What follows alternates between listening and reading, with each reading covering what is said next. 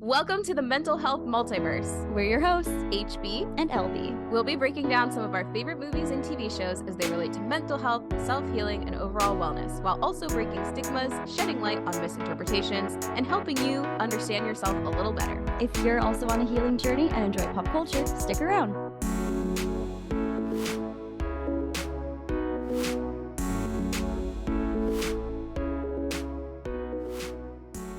Hey everyone, LB here with a quick little note before we get started.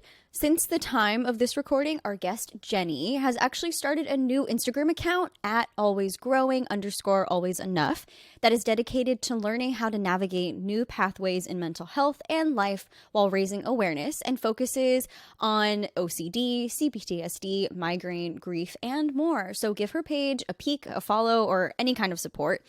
And I also forgot to mention during the recording that Jenny and I actually share a mutual friend who was also on the podcast before, Emily from our Enchanted episode. So feel free to go check that out too.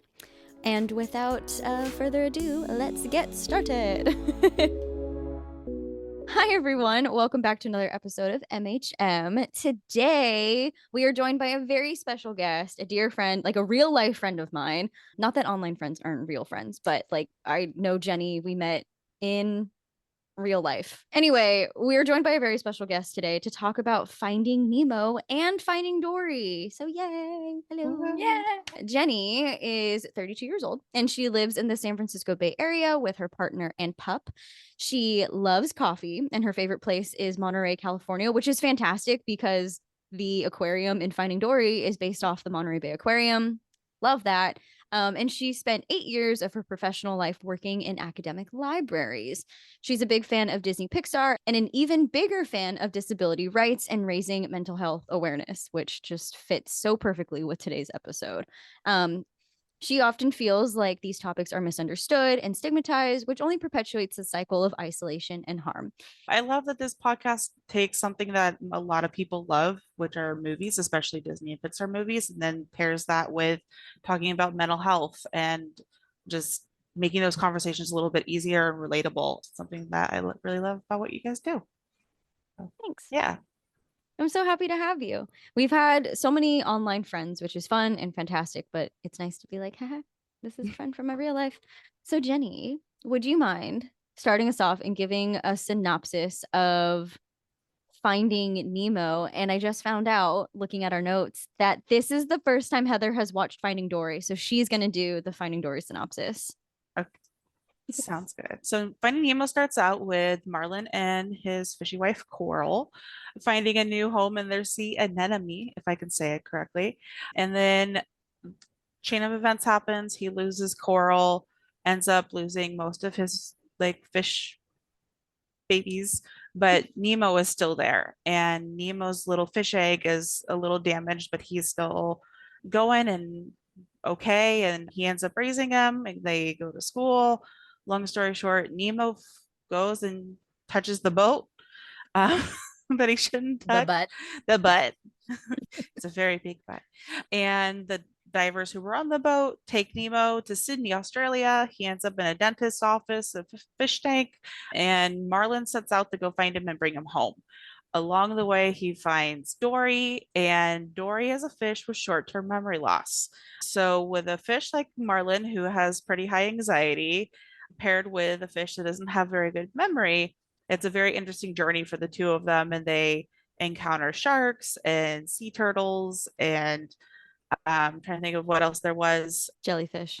Yes, the jellyfish, the pelicans, and seagulls. Yeah. And eventually they make it to the fish tank where Nemo has made a new group of friends who are just a great little gang of fish, and they all have their own little stories and quirks, and they are also trying to escape the fish tank to get Nemo home. And they escape the fish tank. Nemo gets out to sea. Nemo, he's swimming out to sea. And Marlin ends up finding him. They have one last like kind of cliffhanger moment with a fishing boat, and eventually he and Dory and Nemo make it home, and they all live a happy little life together in the reef. And Nemo finally goes out to school again. So, yeah, that's me. Very wordily explaining Nemo. No, that was great. That was fantastic. Thank you. Perfect summary. I remember this movie coming out and people wanting like a second one, but the director just kept saying like, no, it's not going to happen. No, it's not going to happen. And then Finding Dory came out in 2016 and apparently it's taken Heather 8 years to watch it. I don't know why I'm surprised. I really don't. I don't know why. This is a trend. Disney sequels are not my thing, except for, as I discovered, Lion King and Lion King 1.5. Those are the only Disney sequels I care about. I really enjoyed Finding Dory. I had every intention to see it. I think it just like didn't happen and then never happened. So, you know, that's how things go, I guess. Fair. But it's so cute. It's so cute. I did not realize, I was gonna ask, but I didn't realize that the fish rehabilitation place that they end up at in Finding Dory, I was wondering if that was based on a real place. So it sounds like it is. Yeah, It's very exciting. There's a lot of cute Easter eggs. The aquarium is based off of the Monterey Bay Aquarium in Monterey, California. And then when they are in the giant truck, when Hank is driving or something, they pass 3 exit signs that are Gilman, Ashby, and something else. And those are all exits in Emeryville, California, where Pixar Studios is located. Oh, that's cool. That's really cool. Cute. Yeah, I saw that and I was like, I know those exits. Haha. So Finding Dory is really freaking sad. Like it starts so sad. First of all, Dory is so cute. Baby Dory is so cute. I have never seen anything cuter. And her parents are so sweet, like helping her try to help her remember things. And so Finding Dory is basically a little bit of Dory's backstory combined with her remembering that she has parents and trying to find them. So it's a little less Finding Dory and a little more like Dory finding her parents, but she does get separated from Nemo and Marlin as well. So they're trying to find her too. But like the overarching plot is that Dory is trying to find her parents because she remembers that she has them. And she starts remembering little things along the way on her journey back to find her parents. And all of the little tools that they gave her to remember things, like the seashells and some sounds and like little things here and there. Just keep swimming. Just keep swimming. So cute, so sweet. It's almost the same exact formula as the first one, so it's nothing new in that regard. But it's still a different story, and it still, I feel, is told in a very unique way. And then on top of that, Dory has flashbacks to when she was young, and it's just really, it's both sad and also sweet looking back on.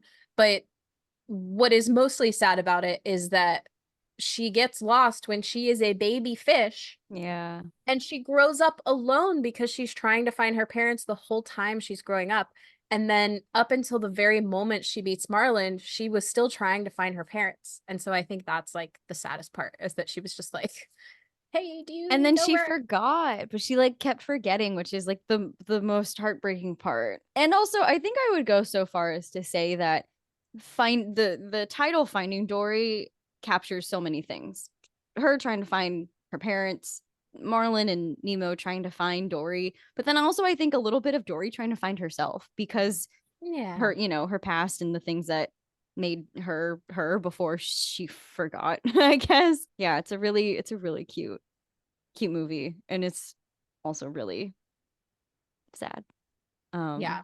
I thought it was cute the way, because I wondered this in Finding Nemo, not when I was a child. Well, I guess I wasn't a child. I was 13 when the movie came out, but like when I saw it when I was younger, I never thought about this. But like during the rewatch for the purposes of this podcast, I was thinking like, how does she know to say that she has short-term memory loss if she forgets everything? And it's because her parents like really instilled it in her. She's like, I don't remember anything else, but I remember that, you know, just like that. I know. And this is jumping so far ahead, but on that same vein, I love that everything they helped her with, she is better able, like by the end, it's not about like fixing her memory loss. It's not about fixing her memory loss, but she learns how to navigate it, and they give her like all of these really great, amazing tools to kind of just adapt and and accept that this is just a part of how she lives and she's not letting it negatively impact her in any way. And I think that's really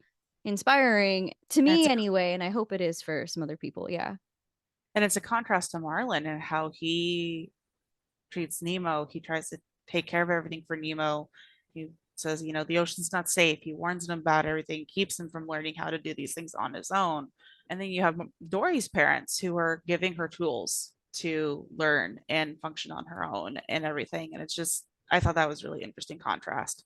So No, that's such a good point. I appreciate too that we get this little glimpse. And it's kind of sad because this is what makes Dory go out and get lost, but she overhears her parents crying or her mom crying. And she's like, oh no, mom's sad. To make her feel better, I'm going to go get her a shell. But then that shell is by a vent and she gets swept away. But I do kind of appreciate we get that glimpse of like a parent who is dealing with something like that can be both like strong and supportive, but then also have their moments of being worried about what's going to happen, you know? But then it is really sweet that by the end they're like, "No, you found us, you know? You did it. You did the thing." When yeah, like you said, Marlin to Nemo is always like, "You can't do that." Like what's his big line in when he and Dory are in the whale and they're hanging by the tongue or whatever? you think you can do these things, but you just can't, Nemo. Yeah. Yeah. Yeah. But we forget too that he has trauma and loss in his history too. Like when I was rewatching it, I realized, oh wait, he had this impact on his, you know, relationships and his mental health as well. And that then played out with his relationship with Nemo. So we don't know what that history is like with Dory's parents, but it just the generational stuff is really interesting in this movie. Yeah. So Yeah, definitely. I had a note about that like Marlin's grief and trauma kind of turns him into an overprotective parent. So like his intentions are, I guess, good and they make sense and they're very valid. And perhaps looking at it from a disability perspective, it wasn't the most supportive or empowering way he could have navigated that situation. Right. Yeah. But I do like too that in Finding Nemo, Nemo gets to meet Gil, who, although he's using Nemo for ulterior motives, he does kind of challenge Nemo's doubt, like self-doubt, and shows like his, you know, Finn was injured too, but he doesn't let that slow him down. So I thought that was really interesting. Although again, he is trying to use Nemo to get out of the fish tank, but only at first. Don't give Gil a bad rep. He feels yeah, so guilty after Nemo gets stuck. He feels this so is true. guilty. This is true. Yeah. No, that is a good point. But if we're talking about first experiences with the movie, I was apparently obsessed with this movie. I don't remember being, but when I watched it this time around for the podcast, I had the whole thing memorized. It was like I know every single line of this movie, and I would like find myself saying the lines out loud as they were coming, like I was possessed. I was like, blah, blah, blah, blah. Like this is like coming out of me. I don't remember knowing. Winter Soldier moment, your sleeper agent moment. Like speaking of the fish tank scene, the whole scene where they're like initiating Nemo into being like part of the tank or whatever. The chant, yeah, the chant that they're saying like ah ooh wah he ha ho ho ho. I just was like, yes, I know this. It's just like little lines that I would just like say out loud all the time. And when I texted Hallie, my sister, about it, she was like, yeah, we watched that movie all the time. And I was like, great, I don't remember that. But apparently my subconscious did. And as I was watching it, it came out. Like after they see what I think is an anglerfish, I actually don't know, but the one with the light and it's like a really ugly fish when they're down in the deep. And then after they use the goggles to like trap him and they're like, no eating here tonight, no like I'm on a diet. Would I have remembered that if you would have asked me before watching the movie? No, but as it was happening, I was like, yes, I know all of these words. Like so many lines from the movie that I just like that just came out of my body without my knowledge. So apparently that was a thing. And I had not seen this movie in forever. I probably haven't seen it in at least 10-15 years, like at the very least. I wouldn't be able to tell you when the last time I saw it was, but yeah. So what about you? I saw it when it came out too. And apparently I've had trouble calculating my age recently because I've been thinking I'm 32 this whole time, which I realized I sent you the wrong thing. I'm actually 31. So I've been off by a year for who knows how long now because my brain's not, yeah, my own stuff. But it came out when I was 11 based on the math I did, which hopefully is correct. But now I question everything. Um, but it was a big movie for us because my sister was also developmentally like a little bit younger. And so even though I was a little bit older seeing it, like I really loved it, she really loved it. So we watched it all the time. I ensured that it will always exist by putting it on my iPod video at the Wow. time and putting it on disc and everywhere. So we would always have it. I've probably watch it like once a year is my guess. And like I really like the ambient YouTube videos, like the fireplace, the rainy day, those things. And there's one that's the ocean with the Finding Nemo soundtrack. So I watch that pretty often because for me with my anxiety, it's very calming. So yeah, my first time was back when it came out, and then they re-released it, I think, in theaters while I was in college. And I ended up going, I think, by myself to go see it because no one else wanted to go see Finding Nemo in theaters again. But I was so excited about it. So, it has very fond memories for me with my sister. It's something I love just for myself because I see a lot of just similarities between me and the characters in it as well. And yeah, overall, it's one of my favorites. But it was definitely the first like 10 minutes of the film when you're 11 years old. That's kind of like a lot to process at first. But I kind of got past that point and I still love it. I mean, Disney has never Yeah. shied away from the dark Yes. things, Yeah. in the beginning of movies. So, but yeah, that one in particular is like really rough. I think my There, grandma took me to see it and she was like, I didn't know this was gonna happen. I think I saw it in theaters and my grandparents took me, but it was like, 2003. So this was before you Mhm. could reserve seats. So we got 3 tickets, but we had to sit separately because the theater was packed. And it was the Mm. first movie I saw where I was sitting in pretty much the front row, which is also maybe why it's like ingrained in my Mhm. memory just because like I was so close to the screen. And I think that's actually my grandpa used to bring this up a lot. That was the last movie he saw in theaters. And that Mhm. I just remembered that. Fun times. So Yeah. if we want to jump into the meat of the episode, I think there is definitely a lot to be said about disability, empowerment, mental health stuff. We touched a little bit on Marlin and his grief and trauma and how that turned him into a very like overprotective parent. I texted Jenny when I watched the movie because we were talking about recording this episode, but I mentioned that I'm not too familiar with like disability terms and kind of how to navigate that conversation, but I know that you have the experience and the knowledge, and it was a career path and an academic study that you were pursuing. So, if you don't mind, if I can just kind of pass the mic to you, what are some of the things that like you took away from this movie in that regard, and maybe some things that you would like people watching the movie, how could they relate that to the way maybe they navigate interacting with, or if they have a disability themselves? Like, what are your thoughts, feels, opinions? Yeah. So I think first of all, like disability can show up in a lot of different ways and it can look differently for different people. Doesn't mean the same thing. Like my anxiety compared to your anxiety, they might be very different, but that doesn't mean they're not still anxiety.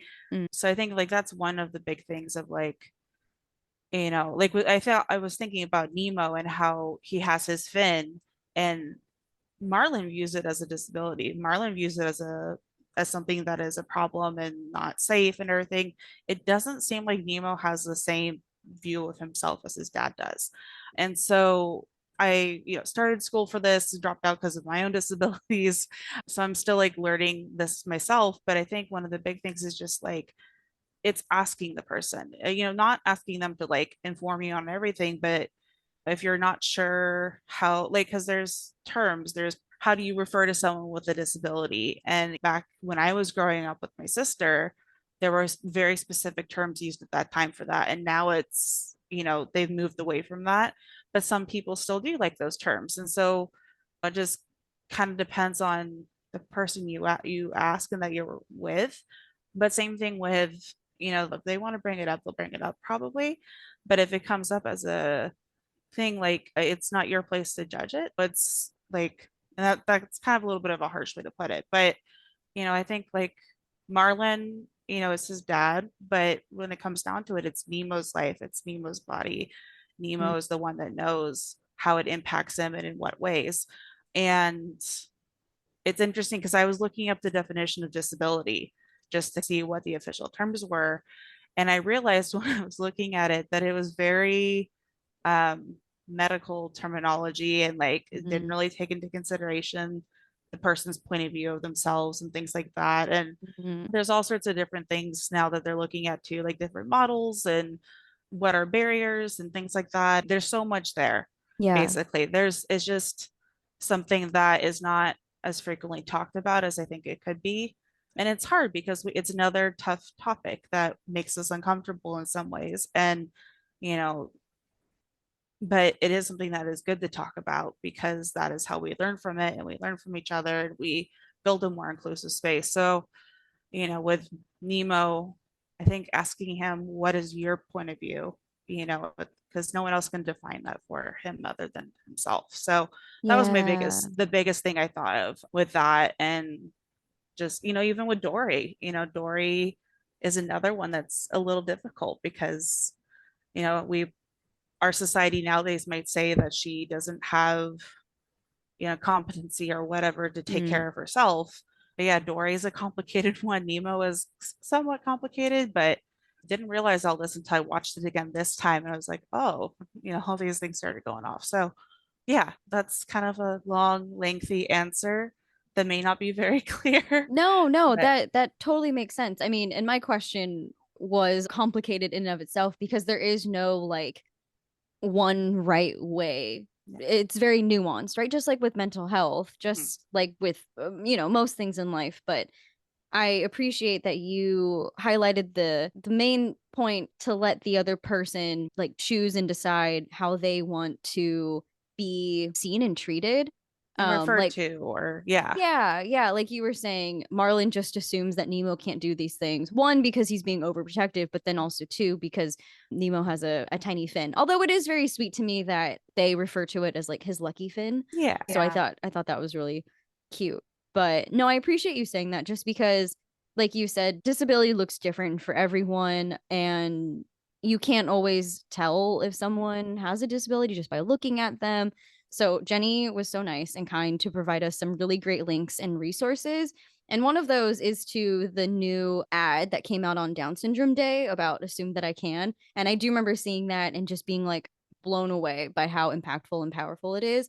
So I definitely recommend, we'll put it in the show notes, definitely recommend watching that and just looking at all of the different links that are in there and navigating the conversation because I mean, it is complicated, but I think also too, with mental health and disability and things like that, it all kind of falls into the realm of science, I would like to think. And the thing about science is that it's always changing, and that doesn't mean what I was going to say, it doesn't mean that what we were learning was wrong necessarily, but it's just that we're always learning and growing and adapting.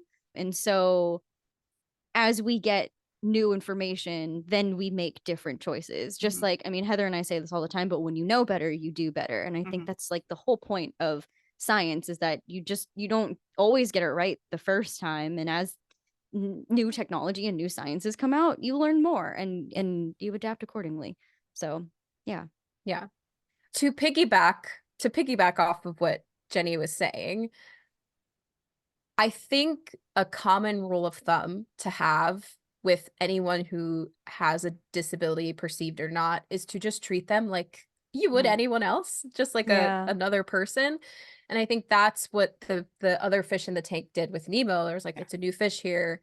We are perceiving something that might be a little different about him, but we're just going to treat him like any other fish. And when it came to like Marlin with Dory, once he knew about her, we will call it a disability, her short-term memory loss, he started treating her differently. Yeah. And I think that's I think that's something that we can learn from, is to not treat people differently unless they need accommodations and tools like Dory needs to be able to remember, right? Yeah. Yeah.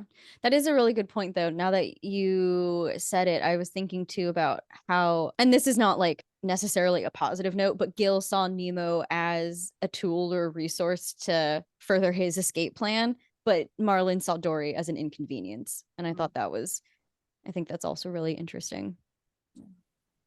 Yeah. And yet Marlin stuck with her the whole time. And Marlin had his own learning experiences with her as well, which was learning to trust. And another thing that I think is interesting, because I think trust is a big theme of both movies, but what I kind of like is that in Finding Dory, in the second one, Marlin still has a little bit of trouble letting go and trusting. And I think that I like that because it shows that like people need to learn lessons more than once sometimes. Oh yeah. Like it's not as pretty and wrapped up in a bow as a Pixar movie might make it look. You know, Marlin had to learn to trust Dory.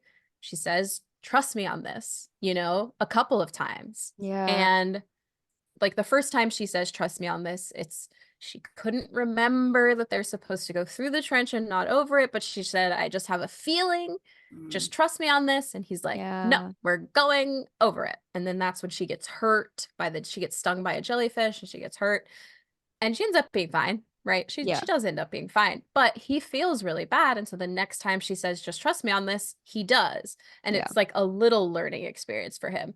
And then we also see that in contrast, we see the sea turtles who just let their babies fly out of the current and come back in, which is so adorable. It's just like, I'm trying to think of the line. Finn, that noggin, dude. Not that one, but thank you. when what's his name? The dad Crush. sea turtle. When Crush says, "Let us see what Squirt does flying solo," and like comes out and comes back, you know? And Marlin's like, "How do you know when they're ready?" And he's like, "Well, you never really know, but when you know, you'll know, you know?" You know? When they know, you know.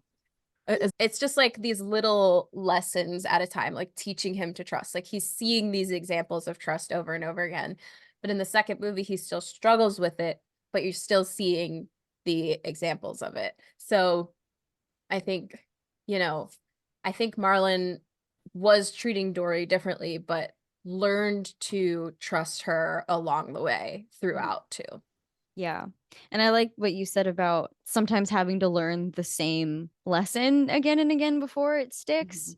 And I think that's just a really important note on a healing journey, especially. I think there's a lot of stigma or pressure that like if you mess up or if you quote unquote regress or whatever, that like you're failing or you're not doing a good job or whatever. But I don't think that's fair because sometimes it does take more than just one interaction or more than one occurrence to learn something, especially when it's been, for Nemo's entire life. He's been like, "You have a bad fin, you can't do these things," and that's just like his mindset. So of course it's going to take more than one interaction with a sea turtle and one interaction with a fish to be like, "Oh yes, Nemo is so capable and I'm gonna let him do whatever he wants." So anyway, makes sense. Well, and I wonder too if he has to learn to trust himself because he, picked out the sea anemone for coral and everything that happened with that, and learning to trust himself with safety, and there being some internalized, I don't know, this might be a reach to say that he has general anxiety or something like that, but I mean, I know for myself, I've realized I have internalized stuff about disability for me. And I wonder for him if, that just is, if that's something he struggles with too, because we think about ableism always in the sense of like how we treat others, which is incredibly important to address 100%. But we also forget that like we can do that to ourselves too. And I didn't realize that till recently. And it was like a light bulb of, oh, that's what that might be. But I look at Marlin and I go like the, trauma and the guilt and everything that comes from that and not trusting himself in that way too. He doesn't want to make the same mistake with Nemo. he doesn't want to make the same mistake with Dory. So yeah, I think that's an interesting. Yeah, no, I don't think that's Yeah. a reach at all. I think you're totally on the money there. That makes a lot of sense, that so much of what he's going through is learning how to trust himself in addition to trusting other people. Yeah. That makes Yeah. sense. I mean, he also made the promise, that little promise about, I'm never going to Mhm. let anything happen to him. And I Mm, think he's clinging so hard to like, what does that mean, not letting anything happen to him? And I love Dory's line at the end when she's like, that's a funny thing to promise. You can't Mhm. never let anything happen to him because then Yeah. nothing would ever happen to him. And then Yeah. she incorrectly, not much fun for little Harpo. Well, and then she said But something it's in the second movie too, like that, I thought. maybe. Ooh, let Yeah. me see if I wrote something down. But The best things happen by chance. The best things happen by chance. That's because that's life. And you and me being out in the ocean, not somewhere safe in a stupid glass box. So it's a similar Mm, concept. mm-hmm. I did like that That's a quote. good one. Yeah.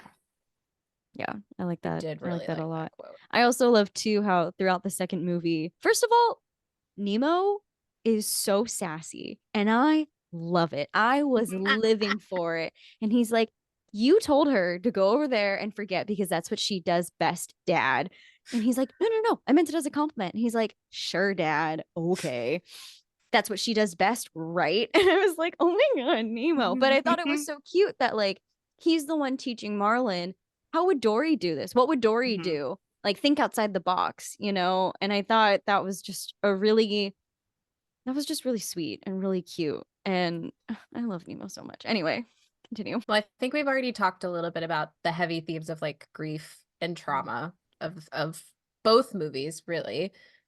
One thing to address though about grief in terms of Finding Dory that I found was really interesting. And obviously, if you're listening, you've already heard all the spoilers, but I'm going to put it again because this is like a really big spoiler. But so, like, at the beginning of Finding Nemo, obviously, Coral's death is pretty graphic. And like, we see that. I mean, I guess we don't see it happen on screen, Yeah. but like, it happens in front of us, kind of. But with Dory's parents, we don't know what happened to them. We don't know where they Yeah. are, what happened to them. And Yeah. when she gets to the tank of the other blues Mhm. and they say they're gone and she thinks that they died, Mm. her chemical wash, like the way Yeah. that they portray her reaction felt so visceral to me that she's just like, it just felt like being triggered when you get like horrible news. Like that's exactly what it felt like seeing that. And I thought it was Yeah. such a perfect representation of getting news that your body doesn't know how to process or handle. And the way she's just like moving through, I think she gets like sucked into a vent or something and gets like pulled down back into the like, Yeah. and doesn't even notice what's happening to her until like a long time after and kind of comes to. But I was like, wow, that was such an accurate depiction. Pixar, you didn't have to go that hard, but you did. Yeah, to whoever who animated that, and if that is your personal experience, I hope you're doing okay. Right. It reminded me of when that happens to me. It's Yeah, like, yeah. it was so good. It very well done. So Heather and I usually talk about like healing and fitness journeys. Jenny, did you have any other notes before we? Just looping back one more time to the assume I can add and Mhm. how they have the self-fulfilling prophecy concept in there. I think that really does. I forget if we talked about that already or not. Can Um, you, yeah, go ahead and talk about it again. I don't but think we did. yeah, so basically in this ad, they have a girl with Down syndrome who says, if you assume I can't drink, you won't serve me a drink. If you assume I can't do Shakespeare, you'll only teach me Old MacDonald. Mm. And the self-fulfilling prophecy is actually the concept of it is a studied, I think, sociological concept or something like that. I need to read more into it, but their article on it talks about how if you tell someone over and over again that they can't do something or that they can do something, that will eventually sink in. And I could see how that applies with like Dory at least, or Nemo, with how Marlin talks with them. I really like that concept and how it's applied in the movie because it really does. That is the where Gil does, do not, I don't want to say right, but he is better at encouraging Nemo to do things, even if it's for sometimes self-interest. But but Gil does in the end come back around and look out for Nemo. I really liked that moment when Nemo is doubting himself and says, I have a bad fin. And Mhm. Gil is like, never stopped me. And then Yeah. you see it for the first time. You're like, whoa, whoa. Damn. And Yeah.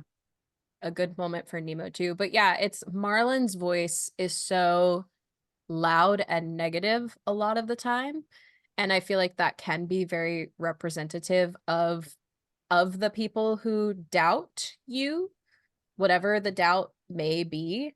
And oftentimes I feel that when we are doubting ourselves, the voice is not always our own. It is one that someone else put in there. Mm-hmm.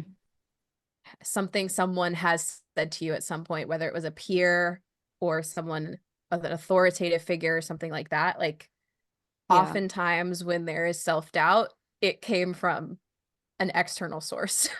Totally. And especially if we're hearing them as children. An analogy that one of my therapists used to use is kind of like having the same tape on repeat, the same, well, we were using the analogy of cassettes because that's how old I am. But she was like, it's like having the same cassette on repeat over and over and over again, and then realizing that you can change it. You can like change the channel, you can take out that cassette and put a new one in, or you can overwrite it, you can record over that cassette.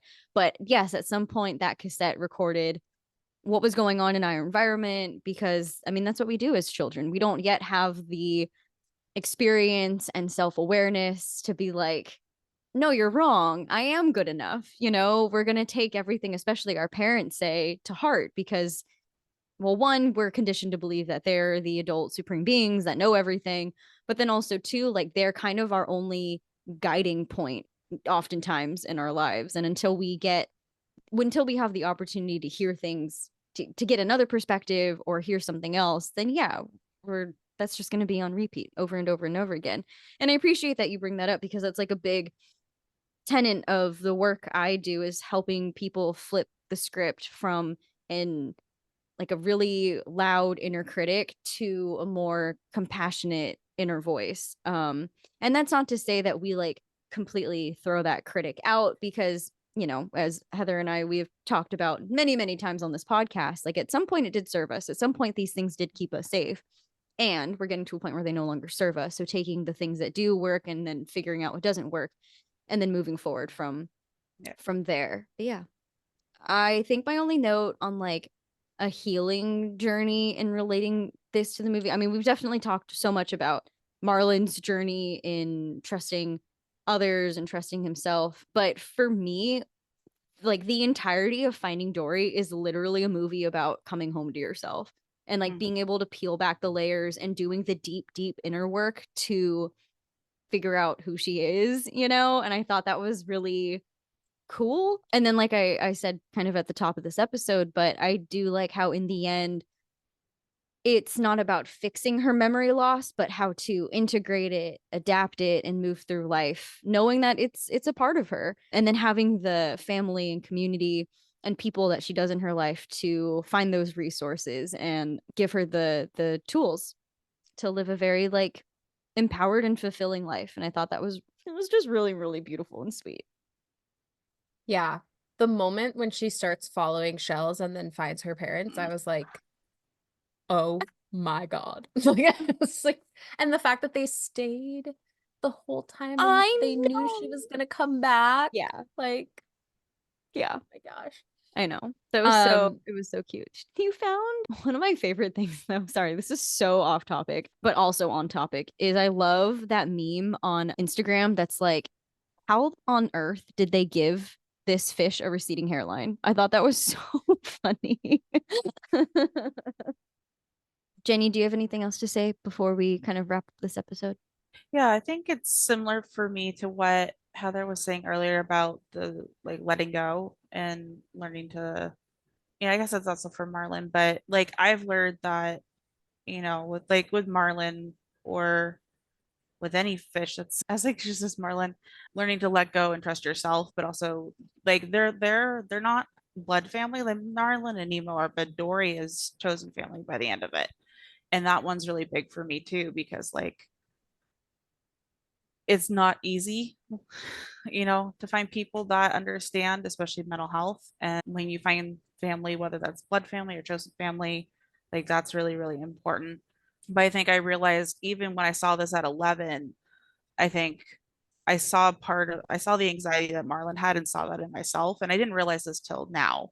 But I think that's why I've held on to it for so long, is just learning to let go and trust has been just, that's one of the biggest things for me. And you have to do that with chosen family too, because everyone's human, everyone can make mistakes, everyone Mhm. can, you know, yeah, it's difficult no matter what, but you have to trust in order to even have chosen family. So, but that's been really important for me in my healing journey, is having chosen family that I can go to and lean on and be there for as well. Mhm. So, yeah. Yeah. Yeah, thank you. Yeah, I love that. It also reminds me of the theme of this movie that's not quite as obvious, which is like community and kindness and care, because no one in the movie would have made it anywhere without the help of others. Mhm. And I just thought that that was really sweet. Like Marlon and Dory would not have made it to Sydney without the help of the cast of characters that they encountered. And it also just showed me how kind everyone they ran into was. Like the sharks were Yeah. kind, the sea turtles were The group of kind. fish Like that were doing the charades. yes, yes. So funny. And like just all were so helpful in helping them on their journey. And then like Nemo, even though we keep talking about how Gil like had his own sort of selfish intentions, in the end, Gil is the one who puts Nemo in the ocean to find his dad. Yep. He's the Yeah. one who he sacrificed himself for Nemo. He didn't know what was going to happen jumping out of that fish tank, and you know, and all of the, I keep wanting to say fish, but there are more than just fish in the Sea fish creatures. tank. Yeah, Yeah. all of the sea creatures in that dentist office fish tank really did their best to make the plan work and to get Nemo out there to find his dad. And one of my favorite parts of the entire movie is that telephone game when like people start hearing about Marlin on his Yeah. way to save his son, and how like word of mouth spread and got to Nemo. Like I just community care and kindness. I just love that aspect of this movie. It's a little less obvious, but I just love it so much because it's about like the whole ocean came together to help these two clownfish get back together, which I Reunite. just, Yeah. yeah, to reunite them. So, so sweet. I do have a note on fitness, which came to me while I was watching because I was like, what could Finding Nemo possibly have to do with like fitness? In terms of body image, I think we've kind of touched on it with the disability aspect of it, but it's just treat people like people. Just don't treat anyone any differently because they might have a perceived difference from you. So that's the body image aspect of it. But the fitness aspect of it, I would say that Marlin really makes Nemo feel incapable when he is, in fact, incredibly capable the whole time.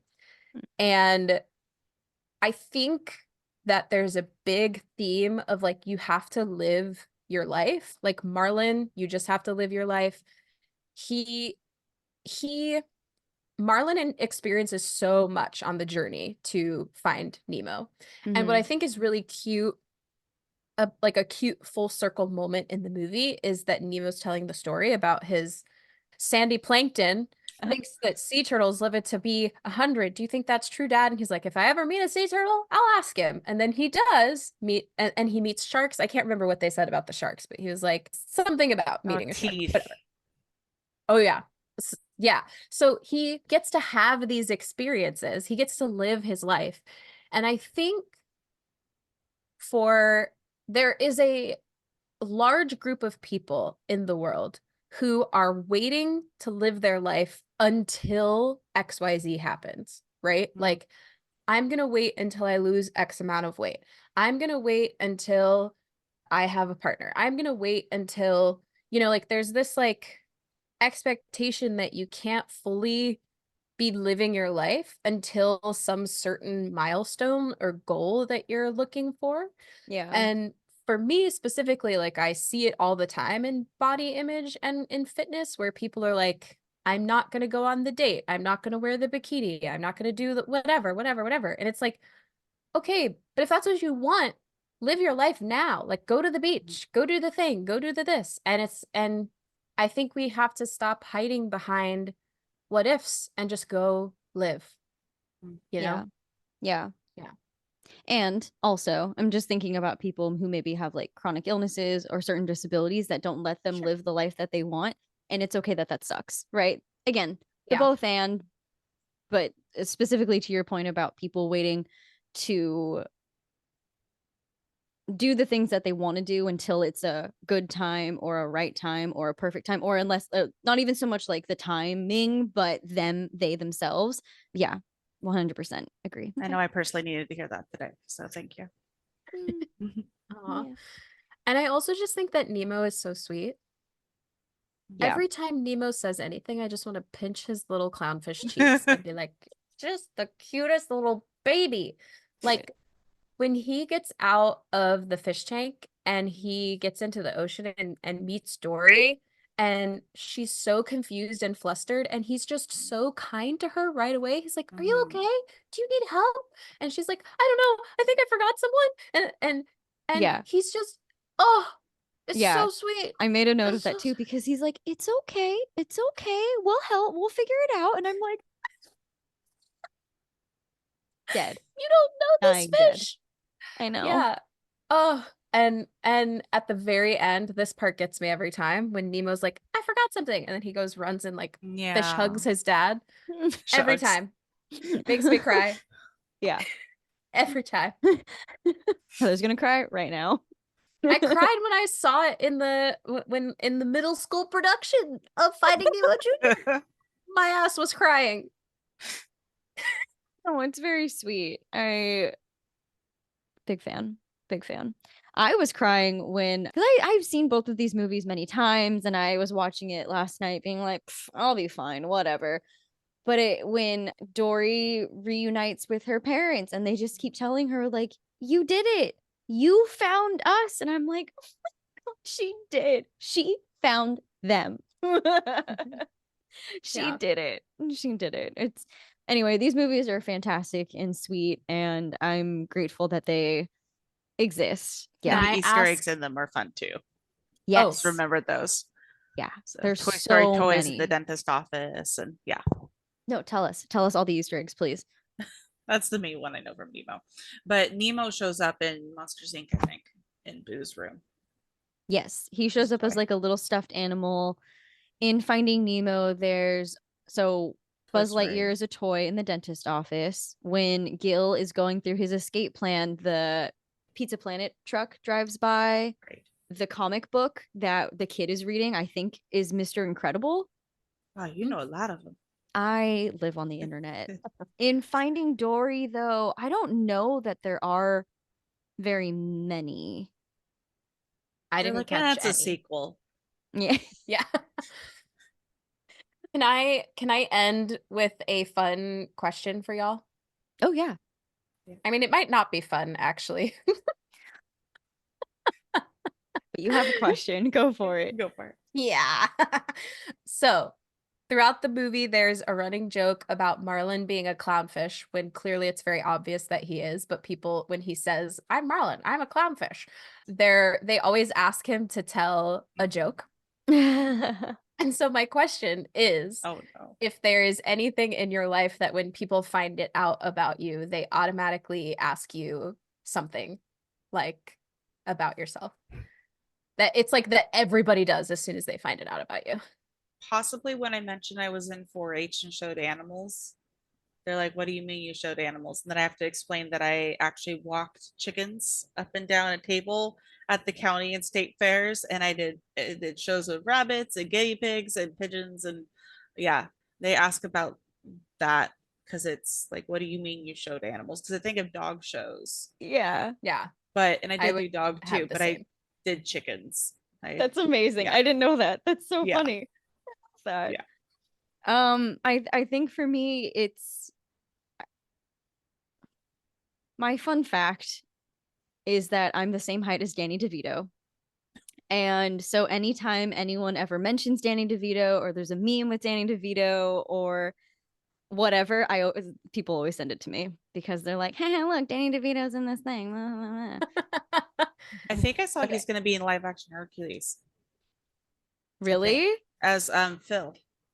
I mean, who else would do it? Yeah, that Yeah. makes sense. I didn't even know they were didn't- making a live action Hercules. I know. I was gonna say I didn't know they were making a live action They Hercules. say a lot of things are going to be live. They're talked about Lilo and Stitch forever, which I'm not excited about. I have feelings about that one. Yeah, But no, we don't like that one either. Yeah. We don't I talk need group about it. therapy for that one. Can I tell you mine? Oh Yes. yeah. For me, it's when I tell people I'm an actress, the first thing they always say is, tell me something I would have seen you in. Oh. Every single time. What's something I would have seen you in? Have you ever been on TV? What would I have seen you in, HB? I actually played the woman who was murdered in a crime reenactment on The Hunt with John Walsh. So thank you very much. You can turn that on. Find me as a Sponsor dead us. prostitute. Yeah, thanks. Dang, that's your IMDb. I think that's actually It is. I looked you up on IMDb and that's how I found out how tall you were. What? Yeah. So random. It was was this before we met because you were trying to make sure I was a real person? I think so. Yeah. Yeah, I think so. I think we were like talking about it during one of our group coaching calls, and you meant like that's how you met Meg was through like the acting scene, or like, well, there was Beachbody, and then you guys were in the acting scene together. And I was like, oh, LOL, I'm gonna look her up on IMDb. But yes, so that's that. I love both of these movies. I didn't like if you would have asked me before recording this if I loved Finding Nemo, I probably would have been like, meh, it's fine. Yeah. But if you ask me now after watching it and like having nostalgia punch me in the gut, I'm like, yeah, this is one of my favorite movies. After quoting the entirety of the movie from verbatim from memory, just Sure, I 42 didn't all the way, know. Sydney. yeah. Yes. So my sister texted me that when I told her I was like gutturally quoting the movie along with it. She sent me the address and I was like, an entire generation has this address memorized. Legitimately, it's We'll fantastic. never forget it. I love it. Jenny, is there anything you want to share with listeners? If they can find you online, anything you want to share? I don't think so. I'm still figuring out online stuff and whatnot. So just, I think just grateful to have hopped on and stuff. So yeah, no, thank you for being here. Thank you for hopping on last minute. For context, listeners, Jenny and I were talking about the movies, mentioned we were recording the episode, and here we are. So thank you so much. I know it was last minute. I appreciate your time and energy and all your insights and the amazing resources that you found for us. So yeah, all of those links are going to be in our show notes, the Assume I Can ad, and some really great resources on how to talk about, not even just like talk about disabilities, but like how to engage with people and talking about them and things like that. So yeah, fantastic. All of I it think is in the our show one thing notes. I will say about the resources too is like just if there's something, because everyone has different opinions, right? And Yeah. disability is something we're learning more about, like just go into conversations open-minded and I think that's really important because it's just something that's not talked about that often. So I think we're Yeah. learning to talk about it. Yes. And I think also, like you said too, everyone's disability is different and they perceive themselves differently. And so what might an identity or perception that might fit someone might not fit someone else, with whether it's the same disability or different or whatever. So we can't generalize and we shouldn't assume. Yep. And what Heather said, Heather, I forget the exact wording of what you said related to that, but I feel like that was really good too. My memory for me is not great because of my own stuff. No, you're good. And I'm past my bedtime. It's okay. Kidding. I don't I'm remember what I said either. So okay, that makes me feel better. Yeah, I remember we black out. 42 all the way though. Yeah. Yes. And every single other line from that movie. Yes. But do I remember what I said 5 minutes ago? No. Between the three of us, we could quote both movies probably in their entirety, but we can't remember what we said 5 minutes ago. It's fantastic. It's great. I love us. Way to go, team. Good job. We made it. We did it. All right. Well, we'll let you get to bed. Thanks everyone for listening. Thank you, Jenny, again for being here. I'm so happy you were able to do this, and we will talk to you next time. Bye. Thank you so much for listening to this episode of the Mental Health Multiverse podcast and for spending time with us, HB and LB. Special shout out to our musical composer, Little HB. If you enjoyed this episode and you'd like to help support the podcast, feel free to share it with others, post about it on social media, leave a rating and review, or become an exclusive Patreon member to see bonus and additional content. To stay up to date on all things MHM, you can follow us on Instagram at Heather Bodie and at littlebit_notbroken, or subscribe to our YouTube channel to see our faces and watch some fun bloopers. You can find all of these links in the show notes. Thanks again, and we'll see you next time. Yay. Yay.